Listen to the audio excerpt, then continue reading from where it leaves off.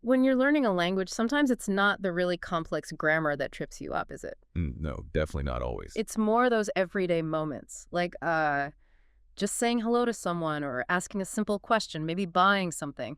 You feel like you should know how, but you get stuck. Absolutely. And it's because those seemingly simple interactions, they actually have these um, hidden rhythms, these kind of predictable flows and phrases that just make communication work smoothly. Right. It's like there's an underlying structure you need to grasp. Exactly. Think of them less as just words and more as like little mini rituals. They have patterns, things people expect you to say, unspoken rules almost. Getting those down, that's what really unlocks being able to just talk. And that's pretty much our mission today, isn't it? We're doing a deep dive. We are. We've got this source material. It's a document, really, that's just packed with examples of these fundamental English dialogues. Yeah, it's like a set of blueprints for common situations. Shows you how these simple back and forths actually play out. So the goal here is to take these examples and really, unpack them. We want to pull out the key phrases, look at the common structures. And find the practical stuff, the takeaways that you can use. It's about giving you a bit of a shortcut, maybe, to understanding how these everyday English conversations actually tick, so you can feel more confident jumping into them. Yeah, we're going to explore why things are said a certain way, what makes them work, and how you can adapt these patterns yourself. It should be pretty conversational, hopefully useful for you listening. Sounds good. So where should we start? Maybe with the social side of things, hmm the greetings and introductions. Perfect. Let's jump right in there. The source actually calls this first part the social dance greetings, introductions, and catching up, which feels right. It really is the starting point, isn't it? Just making that initial contact. It absolutely is ground zero, like you said. Yeah. And the very first conversation in the source, greeting a friend, it shows this so clearly. Starts super simple. Yeah, just hi, Tom, or hello, Sarah. Nothing complicated there. It's just a signal. Exactly, a marker. You see them, you acknowledge them, you show you're open to chatting, sets a friendly tone straight away. And then immediately after, you get the classic, how are you? Ah, yes, the standard. And this is such a perfect example of what linguists sometimes call phatic communication. Right, phatic, meaning. Meaning, the main point isn't really to get a detailed report on their health or feelings, you know? Yeah, you're not expecting a doctor's note. Exactly. It's more like social glue. It's this ritual question that just shows you're acknowledging the person, opening the channel for a proper conversation. It's kind of the verbal handshake, isn't it? And the source gives those standard expected replies. I'm fine, thanks. Or I'm good. And they are almost automatic, aren't they? Unless you're maybe talking to a really close friend Yeah. and they know you've been going through something, you generally don't launch into a big story right then. No, you stick to the simple, usually positive response that keeps things moving. Precisely. It's part of that expected pattern. Now, once you've done that little politeness dance, the conversation in the source moves on. It goes to something a bit more, well, specific, but still very common for catching up. Asking about recent stuff, like the weekend. How was your weekend? Yep. And that's a great prompt, right? Because weekends are this shared block of time where people often do something or maybe nothing specific. In the dialogue, one person says, it was great, I went shopping. And the other one, they had a quiet weekend, stayed home, relaxed. And here's where you see why even these simple dialogues are so useful. They show how to provide conversational hooks. Hooks. Yeah, things the other person can grab onto. The shopper didn't just say, I went shopping. They added a detail. I bought a new jacket. Ah, okay, right. That's the hook. So the friend doesn't just nod, they ask. They grab it. Nice. What color is it? See? It's not random. It's active listening, finding that detail to build on. And the answer is specific, too. It's blue, my favorite color. And the reply, blue is a good color. It's simple, but it keeps it going. It's an affirmation. Shows engagement. Exactly. And the other person, the one with the quiet weekend, they also give details. Yeah. Watch TV and read a book, not just relaxed. Which naturally gives the first person something to ask about, too. What book did you read? Again, it's that turn-taking based on the information given. Right. And the answer, a mystery story, provides yet another hook. And the friend uses that to find common ground. I like mysteries, too. Bingo. That simple statement, we have similar taste. And the agreement, yes, we do. That's huge for building rapport. It shifts the conversation from just facts like, I bought a jacket, to finding an actual connection. It's really interesting how much social work is happening under the surface of these, like, really basic exchanges. Isn't it? You've got the greeting, the politeness ritual, sharing a small detail, following up on it, finding that common ground. It's all packed in there. Hmm. And then this first dialogue wraps up by sort of transitioning. They've caught up briefly, so one person checks, Yeah. "Are you busy now?" Which is a polite way to preface asking for something, right? Before just suggesting plans. Exactly. And then the direct proposal, "Want to get coffee?" followed by the positive response, "Yes, I'd love to," shows enthusiasm. And they quickly agree on a place. That cafe. Plan made. Done. So that whole first dialogue, short as it is, it gives you a complete template for a quick social catch-up. And for you, listening, just practicing these little exchanges, noticing that pattern, question, answer, follow-up, it really builds confidence. Yeah, because you see the structure. You know the expected moves. And then you can just slot in your own details, what you did on the weekend, or the color of your jacket, or whatever. Precisely. It makes it much less intimidating. Okay, so that's greeting a friend you already know. What about meeting someone completely new? The source calls the next one introducing yourself. This has got to be fundamental. Absolutely. And the example stood very, very directly. Yeah. Hello, my name is Maria. Hi, I'm David. Just straight out with it. Clear statements. That's initiating the self-introduction. And the immediate, essential, polite response you need is... Nice to meet you. Gotta have that one ready. And the equally essential reply to that. Nice to meet you, too. You need both halves. It confirms, like, okay, we've successfully initiated contact. Exactly. Positive start confirmed. From there, the dialogue in the source shows a very typical flow, gathering that basic background info, the getting to know you stuff. Like, where are you from? That's pretty universal when you meet someone new, especially maybe if you're in an international setting or a diverse city. Definitely. And the answers give nationality or country. I'm from Spain. I'm from Canada. Basic context. Then it narrows down a bit. From origin to, like, their current situation. Do you live here now? Right. Transitioning. And this leads to details about how long they've been there or when they arrived. I moved here last month, or I've been here for 1 year. And notice the grammar there, even in this simple chat. Moved, past simple, finished action. Have been here, present perfect, duration up to now.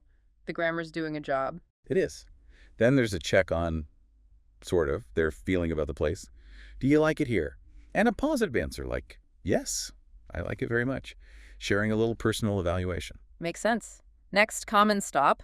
Work or study. What do you do? That's the standard way to ask about someone's job, right? Yep, concise and clear. Yeah. And the answers are direct labels. I'm a teacher. I work in a bank. And just like asking about the place, they check job satisfaction. Do you like your job? Right. And the replies give a little reason. Yes, it's interesting, or my job is fun too. It adds a bit more texture than just the job title. You're building a slightly richer picture of the person. The source dialogue even includes asking about age. How old are you? I'm 28. I'm 30. Yeah, it does. Now, that's one where context is really important. Good point. Asking someone's age can be a bit sensitive sometimes, depending on the culture or even the specific situation, yeah. Definitely. This dialogue shows it can be part of this quick info exchange if everyone's comfortable, but maybe don't lead with it when you meet someone for the very first time. Read the room a little. Yeah. Sound advice. Okay, what else? Hobbies come up next. Do you have any hobbies? Examples. Playing tennis, reading books. And this is another great chance to find that common ground we talked about earlier. Like the mystery books. Yeah. It lets the conversation potentially branch out into shared interests. Makes sense. And then the wrap-up is just as polite as the start. Phrases like, it was nice talking to you. Met with the expected you too. And maybe a forward-looking bit like, see you again, signals the end politely. So this whole introduction sequence, it's like a really efficient script for getting the basics down when you meet someone new. It really is. It shows a very common structured flow. You ask, they answer, maybe a quick reaction, then move to the next basic info point. It's logical, it's clear, and it's definitely a template you can adapt. Okay, so we've covered meeting someone face-to-face. What about talking about people who aren't there? Like getting info about someone you might meet later. The next conversation is talking about someone else. Right, a very common social thing to do, discussing mutual friends or acquaintances. And it starts by establishing that shared link. You know John, you got to check that first. Makes sense. And if the answer is yes, like in the dialogue, yes, I know him, the natural follow-up is asking for a general vibe, right? What is he like? Exactly. And notice, that's asking about personality or character, not looks. The answer here is a simple, positive judgment. He is very nice. Then it shifts to the physical stuff. Is he tall? Yes, he is tall. What color is his hair? His hair is black. Even details like glasses. Does he wear glasses? No. No glasses. It's like systematically building a picture. It is a visual profile. Yeah. Then it moves into personal life details. Marital status. Is he married? Yes, he is married. And family. Does he have children? Yes, one son and one daughter. And crucially, they add more detail about the kids. How old are they? They are 5 and 7. That makes it much more concrete, doesn't it, than just saying he has kids. Absolutely. Specific details make descriptions more vivid. Then it loops back to occupation, just like in the introduction chat. What does John do? He's a teacher. And where he works? Where does he work? At the high school. See, these basic questions, job, location, they keep popping up. You do. And there's also an evaluation of his work. Is he a good teacher? Yes. Very good. Adding that subjective opinion, it also confirms the relationship between the speakers and this John person. Do you like him? Yes, he is my friend. Confirms their positive view. It's like mapping out the social network a bit. And they even quantify how long they've known each other. How long have you known him? For 10 years. Which prompts that reaction. That's a long time. Acknowledging the history there. The dialogue even adds how they met.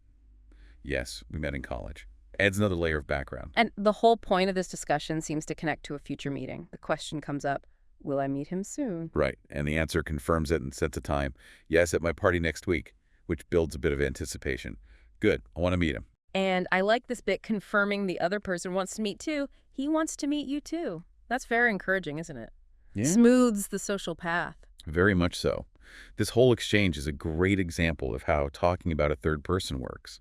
It's a way to gather information, build connections between the people talking, and even set up future interactions. You're basically creating this shared mental file on someone. It's fascinating how structured even these casual chats can be underneath. Okay, so we've covered the social stuff, greetings, intros, talking about others. Now, the source material shifts gears quite a bit, moving into what it calls navigating practical situations. Right, this is English as a tool, getting things done, transactions, services. And the first one, conversation 4, is super practical, especially if you travel. Taking a taxi. Essential skill in many places. It starts, logically, with getting the taxi's attention. Taxi, can you stop, please? Direct, but the please softens it. Efficient. Yep. Then, once you're in, job number 1 is destination. Where do you want to go? To the airport, please. And the driver might need clarification, right? Especially in cities with multiple airports. Which airport? The international airport. Got to be clear. Ambiguity is bad in these situations. The driver then confirms they know where to go. Okay, I know the way, puts the customer at ease. Then the passenger asks those key practical questions. Time is often crucial. How long will it take? About 30 minutes. And potential problems, like traffic. Is there a lot of traffic? Not too bad right now. Managing expectations. And money, obviously. How much will it cost? About $25.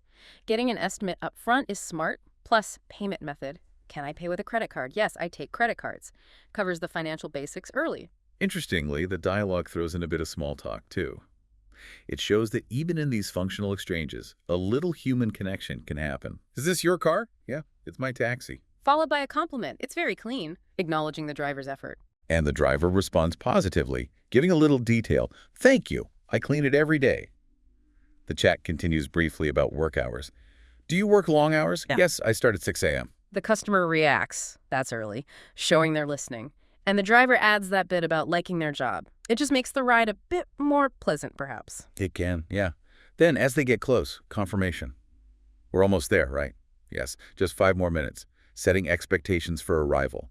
And thanking for the service. Thank you for the ride. Standard politeness. You're welcome. The transaction itself at the end.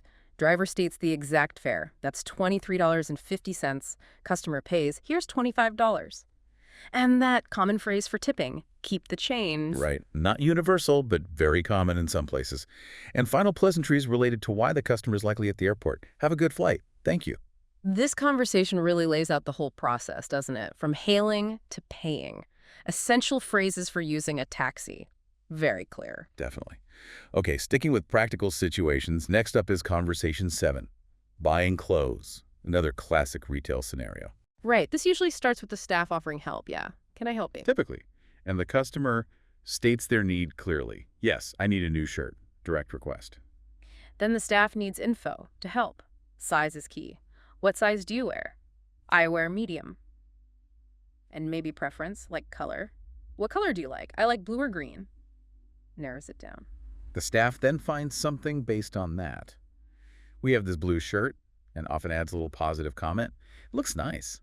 Price comes next, crucial info. How much is it? It's $25. Trying clothes on is standard. Can I try it on? The staff says yes and gives directions. Yes, the fitting room is there. Simple instruction. Then comes the feedback after trying it. How does it fit? The customer gives their evaluation. It's too big.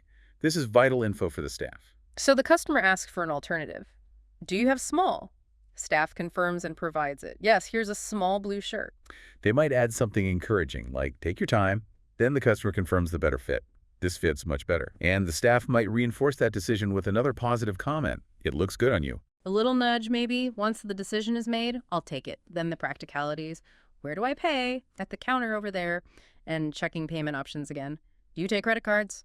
Yes, we take all cards. The interaction winds down with, thanks for the assistance. Great. Thank you for your help. Standard reply. You're welcome. And that typical retail closing question. Anything else? Customer confirms. No, just the shirt today. Final pleasantries follow. Enjoy your new shirt. Thank you. Have a nice day. You too. It's a very neat little script for buying clothes. Covers all the steps. It really does. Another common practical situation, especially for travelers, is checking into a hotel. Conversation 10 covers this. Checking into a hotel. This one often uses slightly more formal language. Right, a bit more professional maybe. Starts with the formal welcome. Good evening, welcome to our hotel. Guest responds simply, thank you. Guest states their purpose clearly and formally. I have a reservation. Tells the staff exactly what's happening. Staff needs to verify. What is your name? My name is John Smith. Then they check. Let me check. Yes, I see it. Confirmation the room is ready. Is my room ready? Yes, your room is ready. Then the key info for the guest. What room number? Room 304 on the 3rd floor. Precise location details. The guest might ask about specific features they care about. Does it have a window? Staff confirms and adds a positive detail. Yes, with a nice view. Guest reaction. Great. Then clarifying essential services. Breakfast is a big one. Is breakfast included? Yes, breakfast is from 7 to 10 a.m. Note the time range. And asking where. Where is the breakfast room? On the 1st floor. Practical stuff for the stay. Checkout time, another critical piece is info. What time is checkout? Checkout is at 11 a.m. Manages expectations for leaving. And Wi-Fi. Almost everyone asks about Wi-Fi now, right? Is there Wi-Fi? Yes, free Wi-Fi everywhere. But the crucial follow-up is... But the password. What's the password? The password is Hotel123, essential detail. Yep. Asking for directions within the hotel is common too. Where's the elevator? Just around that corner. And understanding room access. Do I need a key card? Yes. Here's your key card. Receiving the key is the final step of check-in, really. The interaction wraps up with thanks. Thank you for your help. And the staff's standard pleasantry. Enjoy your stay, Mr. Smith. Followed by good nights. Again, a very clear sequence covering the specific questions and info needed for a hotel check-in. Very structured. Yeah. Okay, one more in this practical section. Conversation 13, renting a car. Another common transaction requiring clear communication. Starts with stating the need. Hello, I want to rent a car. Staff acknowledges, of course. Then straight into the key details. Duration. For how many days? For 3 days. Preference, like size. What size car do you want? A small car, please. Staff might offer a specific model. We have this Ford Focus available. Price needs clarification. How much is it per day? It's $40 per day. And insurance is often a separate important point. Is insurance included? No, insurance is extra. And its cost. How much is the insurance? $15 per day. Making sure the customer understands all the costs involved is key. Requirements are covered. Payment method. Do I need a credit card? Yes, we need your credit card. No. Standard procedure. Then logistics, pickup and return times. When can I pick up the car? You can take it now. What time do I return it? By 5 p.m. on the return day. Specific constraints. Fuel policy is another one to get clear. Do I need to fill the gas tank? Yes, please. Return it with a full tank. And where to bring it back? Where do I return the car? Right here at this office. Avoids confusion later. Verification is needed too. Driver's license. Do you need my driver's license? Yes, I need to see your license. Customer provides it. Here it is. Final steps. The paperwork. Please sign here. On this line, please. And getting the keys. Here are the keys to the car. Completes the transaction. And a final safety wish. Thank you. Have a safe trip. This dialogue really highlights the detailed back and forth needed for a rental. Lots of specific terms and conditions to confirm. Yeah, very functional language. Okay, so that wraps up the practical transactional stuff. The next section in the source shifts focus again. It's more about getting information and asking for help. Maybe when you're confused or need clarification. Right. Incredibly useful, especially for language learners, but honestly, for anyone navigating unfamiliar situations or just complex instructions. Conversation 5 is making a phone call, but specifically for inviting someone. Phone calls have their own little rules, don't they? Starting with hello when you answer. Yep, and the caller usually identifies themselves and asks for the person they want. Hi, is this John? The person confirms if it's them. Yes, this is John. Then the caller needs to say who they are. Hi, John, it's Mary. Crucial step. Allows recognition. Oh, hi, Mary. That casual expression of knowing who it is. And often, even on the phone, you get that quick how are you exchange. Fulfills that social check-in function again. How are you? I am fine, thanks. And you? I'm good. Then stating the reason for the call, sometimes prompted, where are you calling? Mary is direct. I want to invite you to dinner. Sets the purpose. Now, the details of the invitation are key. When and where. When? This Saturday at 6 p.m. Where? At my house. The recipient shows interest. That sounds nice, and checks if they can make it. Can you come? John accepts. Yes, I can come. Mary's happy. Great. They even coordinate a bit about the food, which adds a nice touch. Do you like pizza? I love pizza. And confirming the plan based on that. Perfect. I'll make pizza. See how that makes it more concrete? And John offers to contribute. Can I bring anything? Common polite gesture. Mary suggests something easy, maybe some drinks. John agrees specifically. Sure, I'll bring soda, Mary acknowledges. Thank you. Final logistics, check the address. Do you need my address? Yes, please. Mary gives it clearly. It's 123 Main Street, John confirms. Got it. And the call wraps up by confirming the arrangement and saying goodbye. See you Saturday, see you then, bye, goodbye. It's a really good template for making an invitation over the phone. Covers all the bases. Definitely. Now, a slightly different kind of information gathering comes up in Conversation 6. Asking for clarification. This happens all the time, right? You just don't catch something. Oh yeah, to everyone. Starts with getting attention politely. Excuse me. Then the direct request for repetition. Can you repeat that? The example given is directions. Yes, turn right at the corner. But maybe you were sure which way. So you ask for precision. Right or left, speaker clarifies. Right, not left? Listener confirms understanding. Thank you. Just a little micro loop to fix the confusion. Asking about distance is common too. How far is it? About 2 blocks. Repeating the info can help confirm. 2 blocks, that's not far, speaker confirms. Yes, it's very close. Repeating shows you're processing it. Names are easy to miss here. What's the name again? Central Park Restaurant. And if it's still unclear, asking for spelling is totally okay, even essential sometimes. Can you spell that? Centralpark. And thanking them again. Don't hesitate to ask for spelling. Good advice. What about understanding words? The dialogue has asking about cost. Is it expensive? But expensive means different things to different people. Exactly. So the other person asks for clarification on the question. What do you mean by expensive? The asker defines it. More than $20 per person. Now the speaker can give a useful answer relative to that. No, about $15 per person. Listener reacts. That's good. Negotiating meaning. And times. AM PM can be tricky. What time does it open? Maybe the speaker didn't hear the question. Sorry, what did you ask? What time does it open? They give the time. It opens at 11 a.m., asking about closing. And it closes. It closes at 10 p.m. But here's a classic confusion point the source includes. The listener doesn't get the PM part.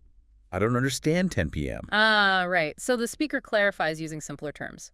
10:0 at night, listener confirms. Now I understand. Thank you. Problem solved. The whole interaction ends politely. You're welcome, offering further help.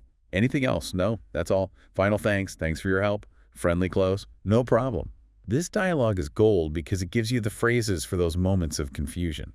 Essential toolkit. Totally agree. Okay, building on asking for info. Conversation 12 is asking for recommendations. Super useful if you're new somewhere. Definitely. And it starts by setting that context. Excuse me, I'm new here. Signals why you need help. The response is welcoming. Welcome. Can I help you? Yes. First request, a common need. Where's a good restaurant? The response gives a suggestion and general location. There's a nice one on Main Street. Then checking specifics. Type of food. What kind of food? Italian food. Adding a positive comment helps. Very delicious. Price level's important too. Is it expensive? No, it's quite reasonable. A quick thanks. Thank you. Then moving on to another, need coffee. Any good coffee shops? Yes, try Coffee Corner nearby. Distance is key. Is it far from here? No, just 2 blocks away. Checking walkability. Can I walk there? Yes, it's a short walk. Very practical questions. Next, a bookstore. What about a bookstore? There's one next to the coffee shop. Good news for the asker. Perfect. checking if it has what they need. Do they sell English books? Yes, they have many English books. Specifics matter. Asking about Leisure Now parks.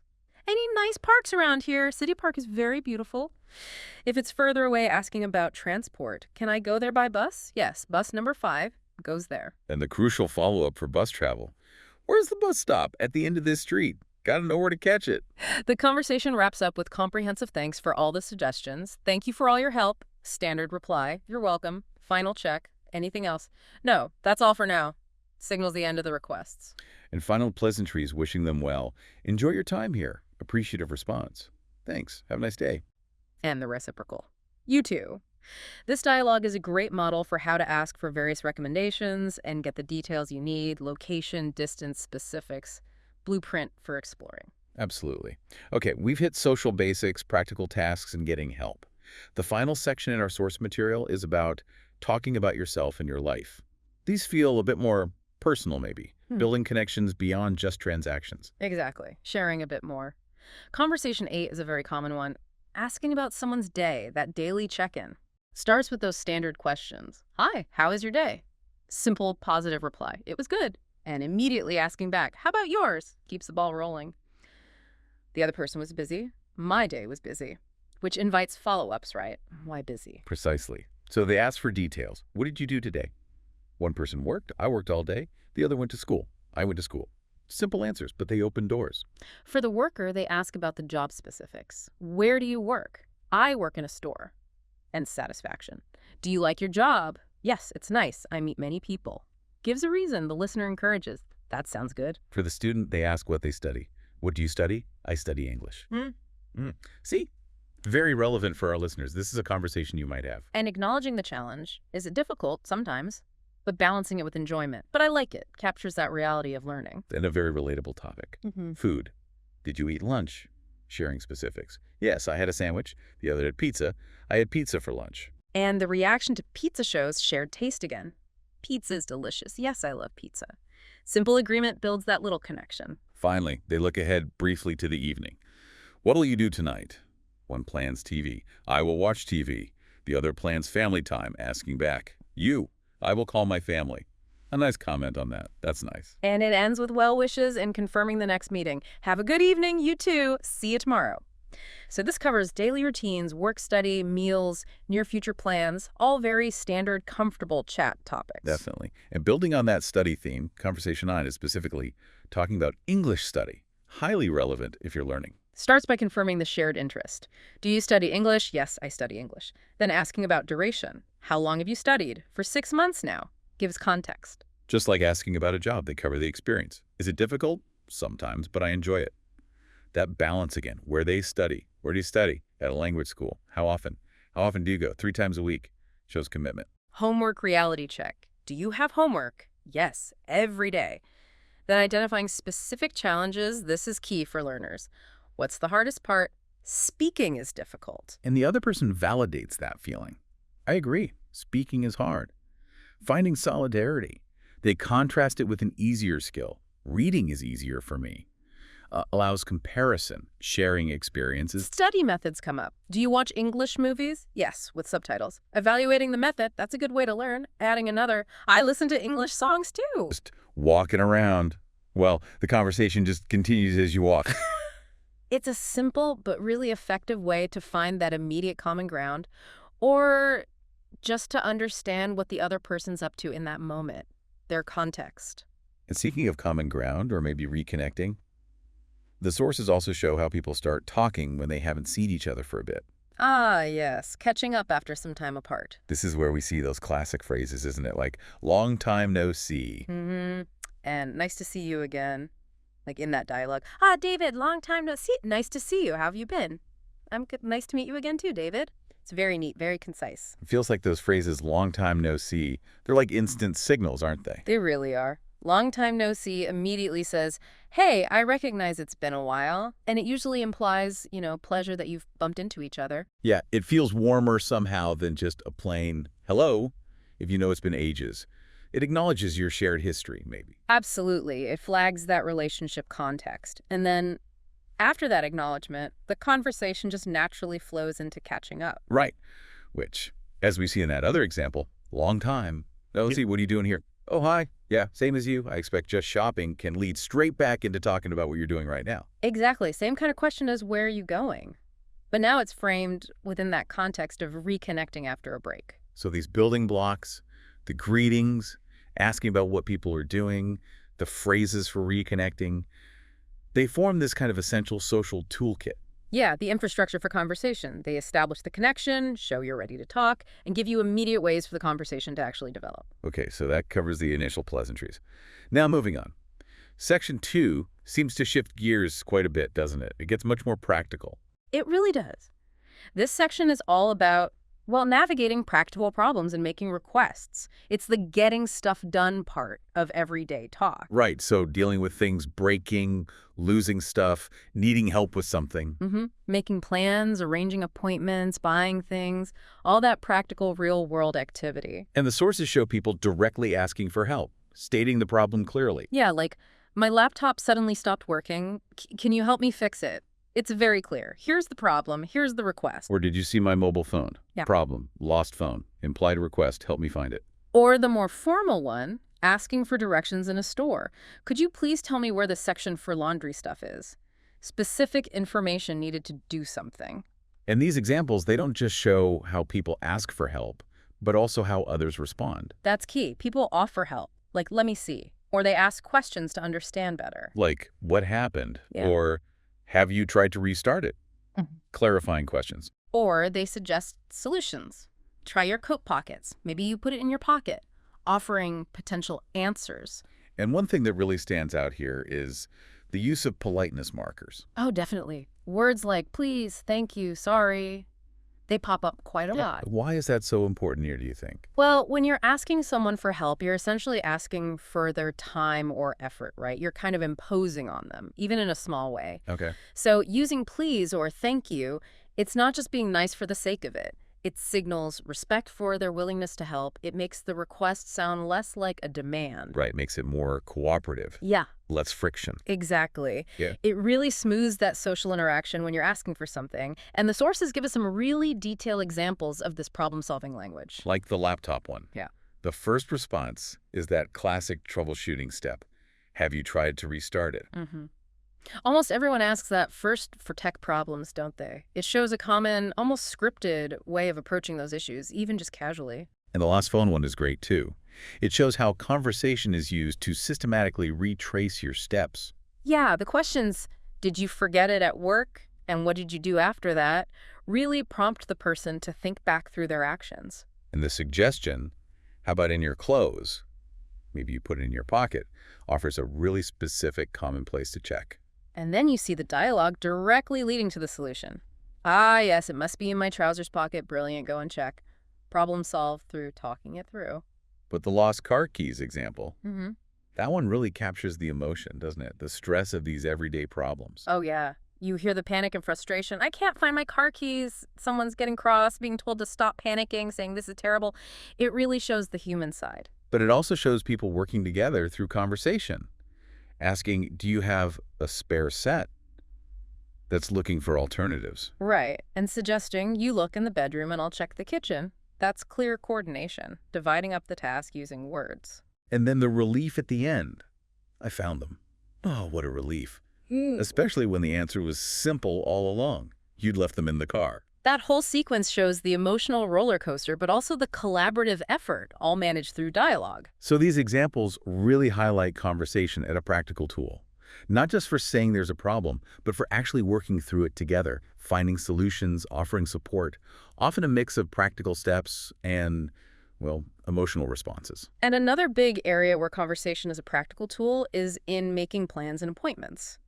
This is less about reacting to problems and more about proactively organizing things. Yeah, arranging to meet up, inviting people to things, scheduling more formal stuff like doctor's visits or restaurant bookings. The language for invitations seems pretty direct in the examples, Yeah. like the party one. Are you free this Saturday night? Would you like to come to my party this weekend? And then all the follow-up questions are about getting the details straight, aren't they? Exactly. Where will you hold the party? What time should I come? Is there a dress code? These specific questions make sure everyone's on the same page about the logistics. And there seems to be a bit of negotiation around time sometimes. It's not always super strict. Right. You see phrases like around 7 p.m. or around 8 p.m. suggests a bit of flexibility. Or sometimes a specific time is proposed, but maybe tentatively. Like, are you guys free Sunday morning, say, at 9 a.m.? Using say makes it feel like a suggestion you could potentially adjust. Hmm. And that shopping date planning dialogue is a perfect example of a multi-step planning process happening entirely through conversation. Yeah, it goes from the initial idea, do you want to go shopping? Yeah. And the enthusiasm, Yeah, totally. To figuring out where to go, the mall, maybe King of Prussia specifically for prom dresses. then proposing and agreeing on when, say at 9 a.m. on Sunday. And finally, nailing down the exact meeting spot. Shall we meet at the bus stop near Trader Joe's? Each step needs clear communication and agreement. The more formal appointments, though, like the restaurant booking or the doctor's visit, they use slightly different language, don't they? They do. It's a bit more procedural. The focus shifts to things like confirming your identity. Could I have your name, please? I'm Michael Boston. Checking availability within a system, like the doctor's schedule. Mm. Is Dick or Mike available today? His schedule is full today. How about tomorrow? Stating the exact reason for the appointment. What is your problem? I need to note it down. I have sleep difficulty and I want to have a blood test. And following specific instructions. Please wait a minute. I need to note it down. So that contrast shows how the same basic goal, getting something scheduled, uses different language depending on how formal the situation is. These dialogues really demonstrate very clearly how specific questions and statements are the tools we use to coordinate activities, manage schedules, handle logistics, both in our social lives and in more formal settings. Which leads us neatly into another very practical area, shopping and transactions. Core everyday stuff. Yeah, the sources have some clear, functional examples of buying and selling things in shops. The basic actions are captured very directly, aren't they? Asking for what you want. What do you need? I need a dozen eggs and a loaf of bread. Asking the price. How much is it? It's $6.35, please. And completing the transaction. Here you are. You can keep the change. It's very purpose-driven communication. Very direct. It seems focused on clearly stating your needs and getting the info you require. The price question, how much is super simple, universally understood. And checking if everything's covered often uses simple phrases too, like anything else, or is that all? The shirt purchase example adds a bit more detail, though. The customer explains what they're looking for. A white shirt for my husband. And the shop assistant asks questions to help narrow it down. Do you prefer a plain shirt or one with a pattern? Then, to get the right size, they ask for specific info. May I have his height and weight? He is 5.77 feet tall and 165 pounds heavy. Right. And based on that, the assistant makes a recommendation using descriptive language. Okay, then this one best material among all size will fit him great. And the customer's decision is just simple and direct. Great, I will take this one. And there's also that little example of someone asking a friend to buy things for them. Can you help me buy something? Sure, what do you need to buy? I need a pack of sugars, some chilies, and ginger. Again, very straightforward listing of items needed. So yeah, these examples really show that functional, direct, often quite transactional language that we use when we're buying things. It's all about identifying the item, maybe specifying details, finding the price, and making the exchange. Okay, let's shift gears again. Section 3 takes us into more personal territory, discussing feelings, health, personal situations. Right. This is where conversation moves beyond just the functional or the social rituals, isn't it?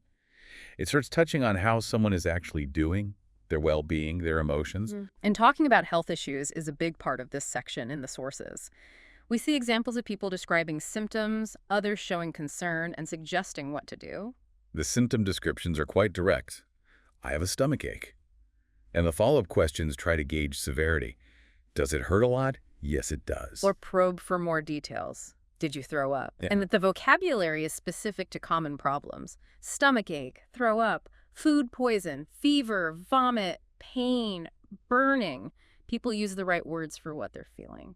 And showing concern is key here, too. Phrases like, are you feeling okay? Or just noticing something like, you look so pale, can open up that conversation about health. Shows empathy.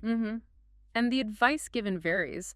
A friend might offer gentle support, like maybe suggesting light food or just being there. But if it seems more serious, the suggestion becomes stronger. If it hurts too bad, tell me, I'll take you to the hospital. Then there's the example of the post-illness checkup with a doctor.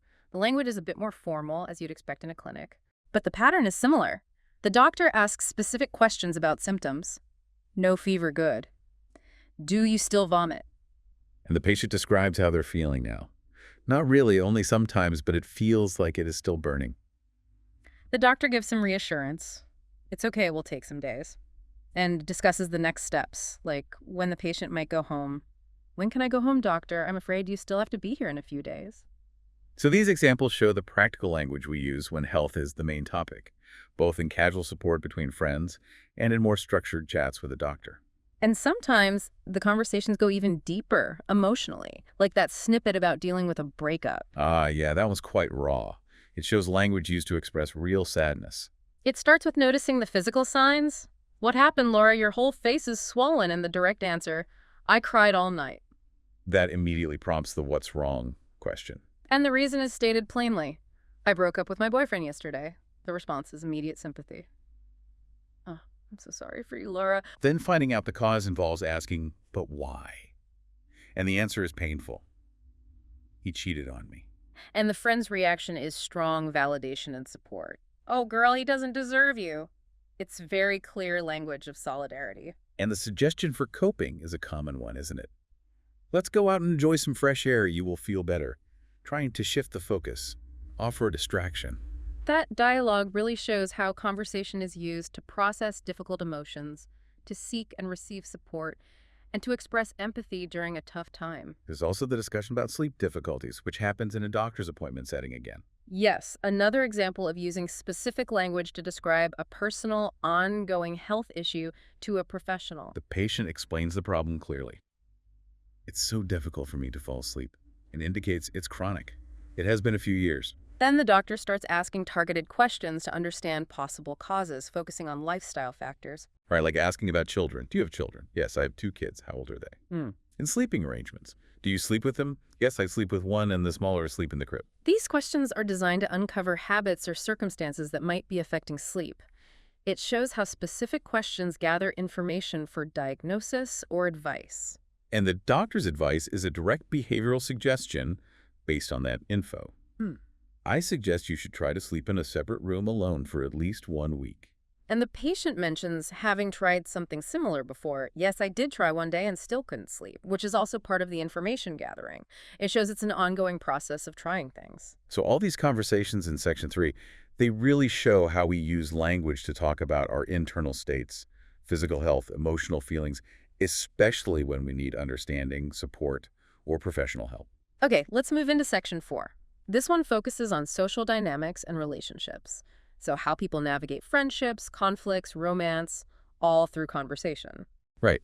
And there's a really detailed example here about a conflict between friends. Seems to be about a crush. Yeah, that's right. And it starts with a third person noticing something's off and bringing it up. How does that happen? The person asks, what's wrong with Selena and you? Why didn't you guys sit next to each other at lunch today? So an observation leads to asking about the conflict. And the response is pretty strong, isn't it? Shows they're really upset. Oh, yeah. Very direct, emphatic language. I'm done with her. We have nothing to talk to each other about. Sets a clear stance. And they explain their side of the story. Recounting their version of what happened and their interpretation. I had a crush on a boy. I told Selena about it. She was suddenly angry and told me to stay away from him. And the language shows suspicion about the friend's motives. I think she wants to steal him from me. Which led to an angry reaction. So I yelled at her and I told her that she knew nothing about me. It really lays out the hurt, anger, suspicion involved. And the friend listening then probes a bit, points out the communication breakdown. Yeah, asks, why didn't you listen to her reasons? And the answer is telling, well, I was angry. Shows how emotion got in the way of talking it through. So the advice given is all about communication. Pretty much. Focused on talking it out and considering other possibilities. I think you guys should explain everything to each other. Perhaps she just wanted to prevent something bad from happening, suggesting maybe there was a misunderstanding. Yeah, the person seems to consider it. Yeah, you're right. So that whole snippet is a great example of how complex friendship issues involving things like jealousy and anger get discussed, and how advice often centers on improving communication and seeing the other person's perspective. And staying on the theme of relationships, The sources also touch on dating and romance scenarios. Yeah, several bits and pieces about how attraction and potential relationships are discussed. It shows how people describe potential partners, right? Like for the blind date. Mm-hmm. The description focuses on positive traits, both looks and personality. He is very handsome, very friendly face, bright smile, beautiful blue eyes, and smooth skin. And specific physical details are mentioned as a plus, linked to preference. He is 6'3". I know you like tall guys as well. So it's kind of selling the potential date, Then there's the discussion about how to approach a crush. Friends giving advice. which ranges from general pep talks like, you have to step out of your comfort zone, bro. To suggesting a really specific, maybe slightly crazy plan. Right.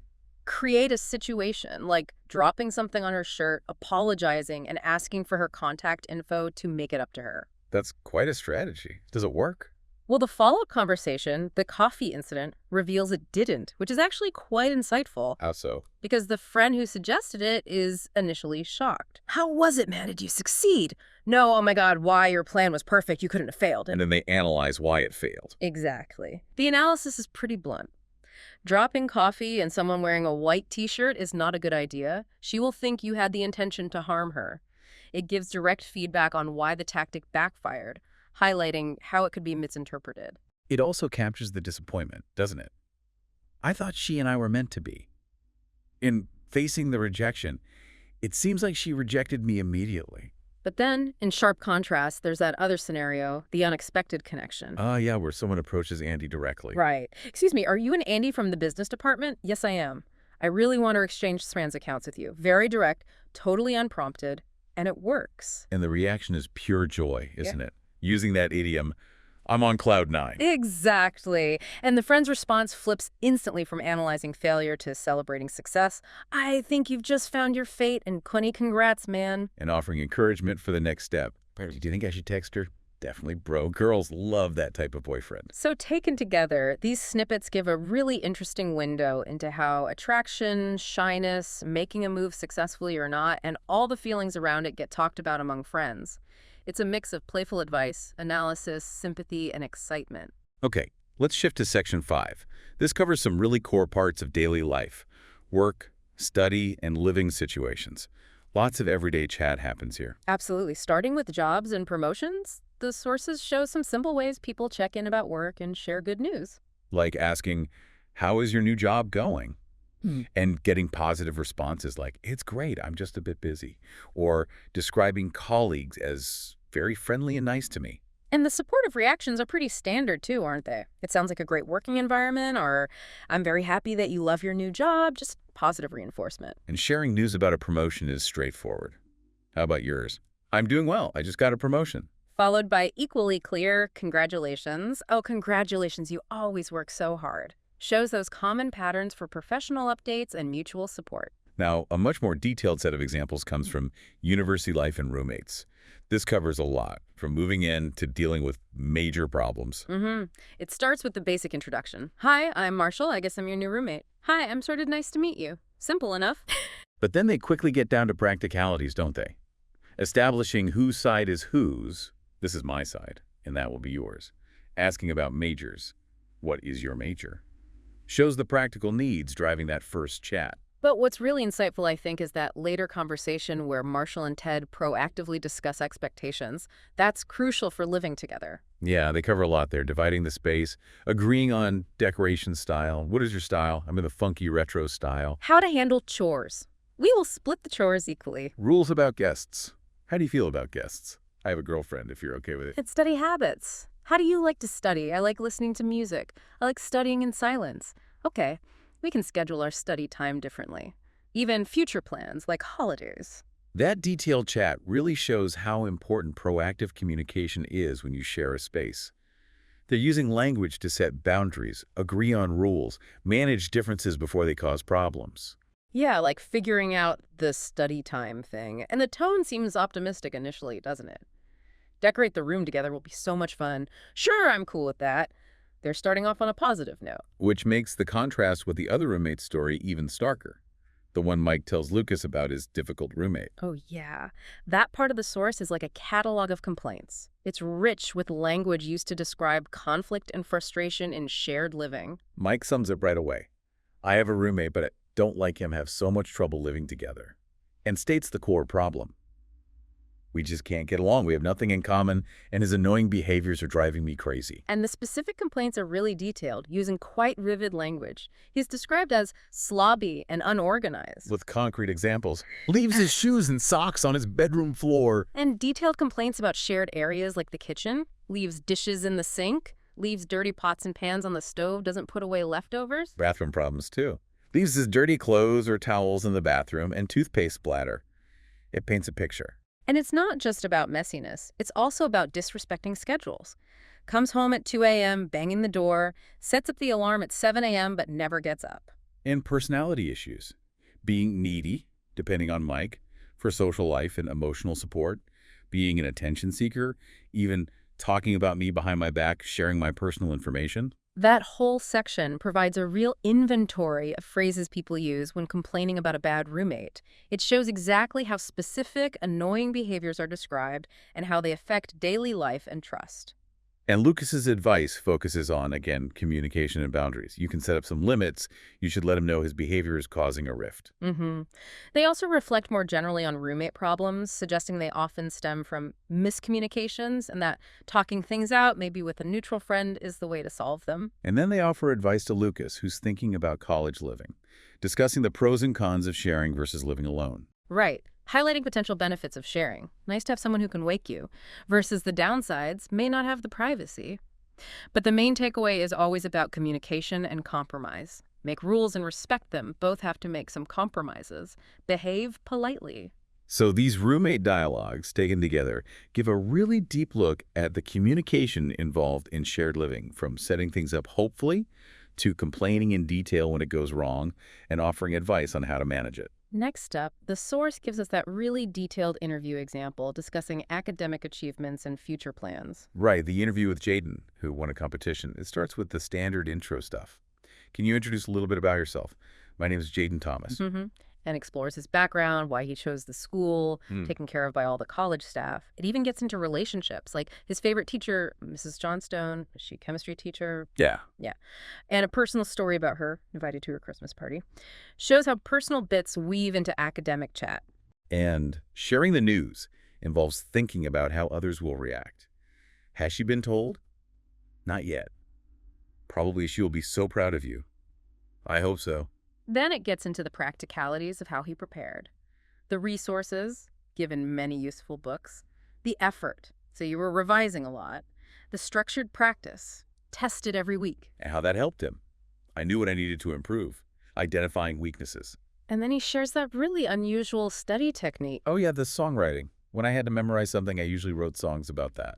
The interviewer's reaction, wow, can you sing or play musical instruments? Wow, shows real surprise and interest. It's a memorable detail. But maybe the most surprising part is his parents' reaction to him winning. Definitely. How did your parents feel? You might think that they would be very excited. Yeah. Yeah, but they only told me that I was just luckier than other students. The interviewer is clearly taken aback. Yeah. Oh, really? That sounds strange. And Jaden explains their reason. My parents didn't want me to be overconfident, which is fascinating, isn't it? It reveals a specific parenting approach or maybe cultural view. And his own motivation wasn't just pure passion, it was practical too. I just wanted to get the prize because it can be used when I apply to university. Very direct. And finally, they talk about the future, what he wants to study, material science and chemistry, and his dream university. Everyone wants to go to Cambridge. Ending with the interviewer praising him, "You are all so excellent," and Jaden being modest, "No, I am so normal." That whole interview provides a really rich look at the language used around academic life achievements, preparation, motivations, goals, even different ways of reacting to success. Okay, and still in Section 5, there's that really unusual story. The unexpected home situation. It reads almost like a little play. It does. Winship and Lewis come home and things are just weird. Saw the doors and windows of their house opened, instantly creates unease. And they check if they messed up. Did you forget to lock the door? No, you locked it. I even checked it twice, confirming it's genuinely strange. Their first thought is obviously a break-in. They look for signs of theft. Did you see if anything disappeared? Not really. Has your computer been stolen? No. But then the clues get really confusing, don't they? Things that don't fit a robbery. Exactly. The flowers on the balcony were watered? Are you sure? No way the robber watered. And some chairs were moved? Just odd. And the kitchen is even weirder. All the dishes are clean, the chicken was baked and actually smells really good. Definitely not typical robber behavior. Their attempts to explain it fail. Did we hire any housekeepers today? I haven't been told anything. The mystery deepens. You can hear the fear building. I'm a bit scared now what exactly happened here, too. The dialogue really builds that tension through all these strange details. The turning point comes when they spot something familiar. A clue. The suitcase. I saw a suitcase here. Whose is it? Is that the one our daughter received on her birthday last year? That shifts everything. And then the daughter appears, resolving the mystery. She explains why she's home early. Told by my tutor that I can go home early. Finished all the credits earlier. And why she didn't tell them. I wanted to surprise you guys. The big reveal. And the parents' reaction is that mix of relief and shock, isn't it? Why are you guys so surprised? We thought that there was a robber. Oh, dear, it's just me. Why didn't you tell us I was so scared? It's too much for me, dear. From fear to relief to a mild telling off. That whole dialogue is a fantastic mini-narrative. It uses conversation to build suspense, show confusion, investigate clues, and finally resolve a big misunderstanding caused by a surprise. Right, let's broaden out again. Section 6 takes us into exploring the world travel and holidays. Lots of examples here of people discussing travel plans, dreams, and past trips. It's like a really common topic. Yeah. People talk about summer holidays, visiting family overseas, planning group trips, even honeymoons.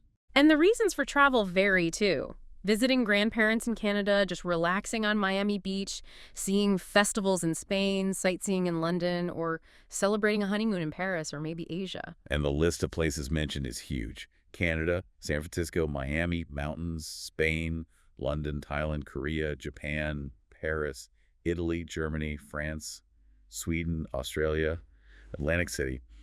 It really shows how much travel is on people's minds. And the dialogues capture the feelings around travel, too, like envy. You're so lucky I will have to stay at home during summer. Or excitement about traveling together. I really want to travel with all of you. I agree, sure, I'm so excited about it. And just generally acknowledging that traveling is a very interesting activity. That group travel planning chat really shows the back and forth of deciding where to go. Someone suggests Miami. But someone else points out they've been there twice already, suggesting maybe somewhere new, like the mountains.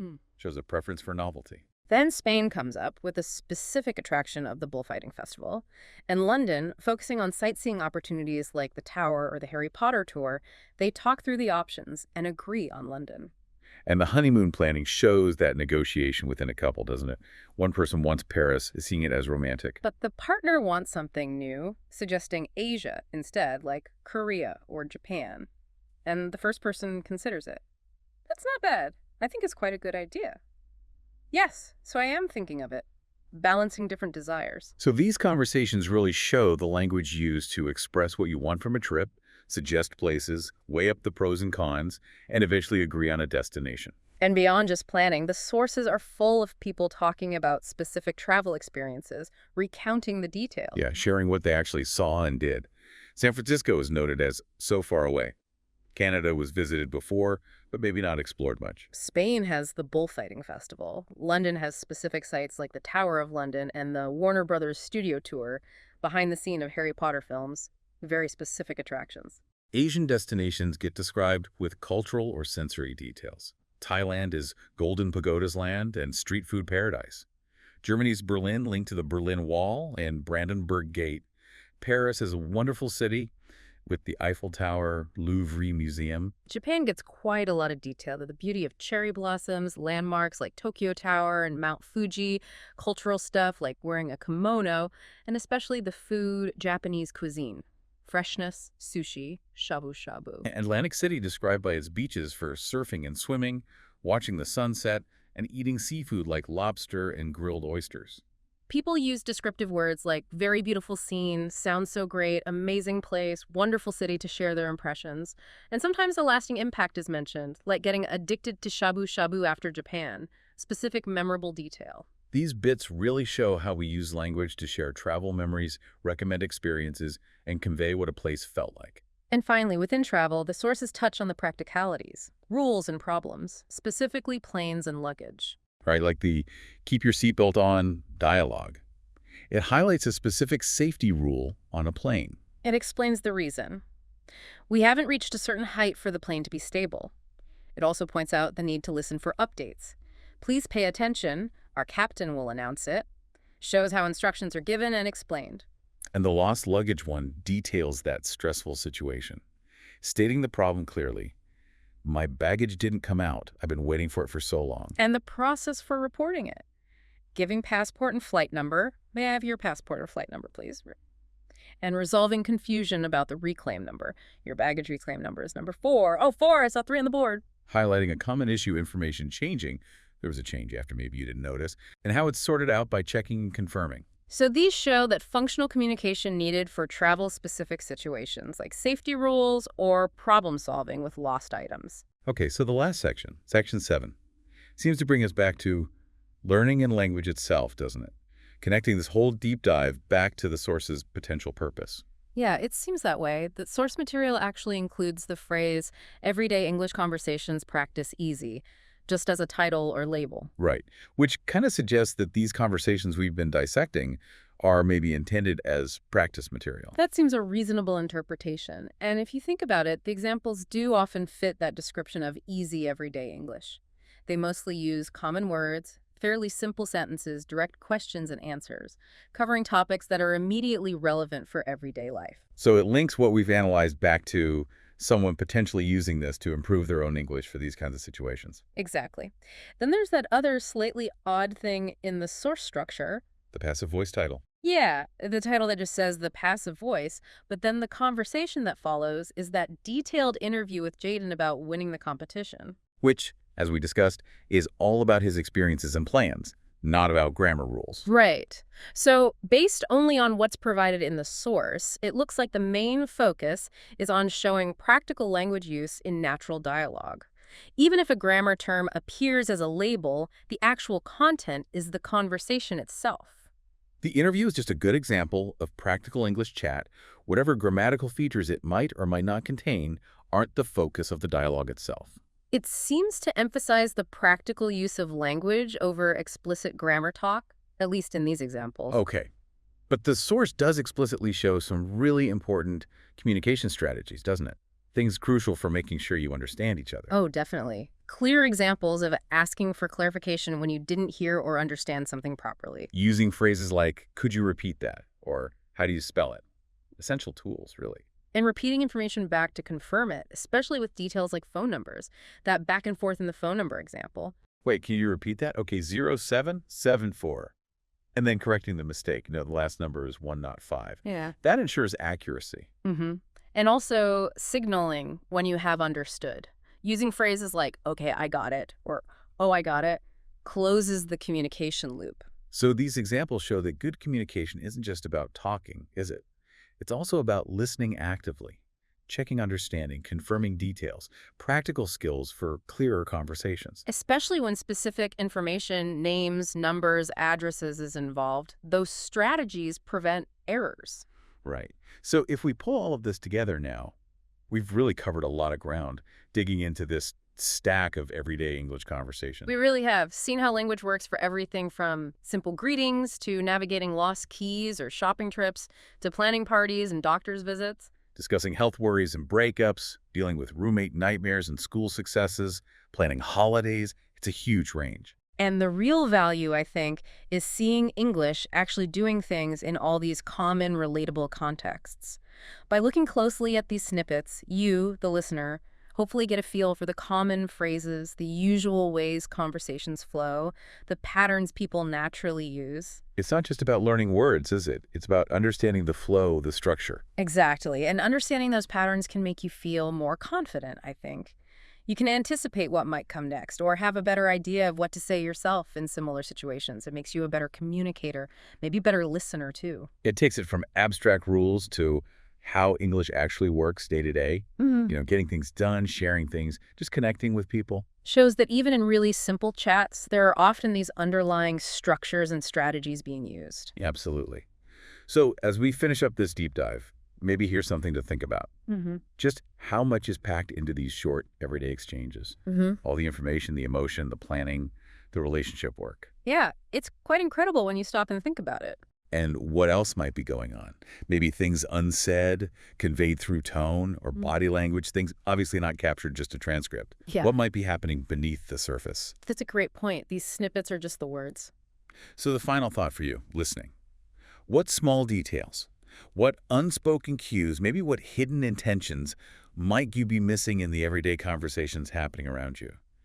It's a reminder, isn't it, that even the most casual chat can have hidden depths.